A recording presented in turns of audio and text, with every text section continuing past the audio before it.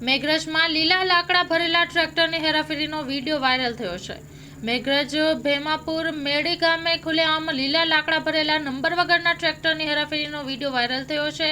રાત્રિના અંધકારમાં પુષ્પા સમજી બેઠેલા કેટલાક કિસ્સામાં ગેરકાયદેસર રીતે લીલા લાકડાની હેરાફેરી કરીને વન વિભાગને ખુલ્લો પડકાર ફેંકી રહ્યા હોય તેવું લાગી રહ્યું છે।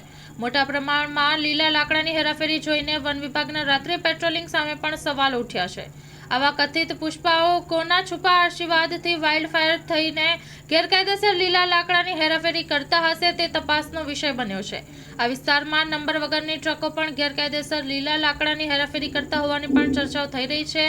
હાલ તો આ વિડીયો સોશિયલ મીડિયામાં વાયરલ થતા અનેક ચર્ચાઓએ જોર પકડ્યું છે।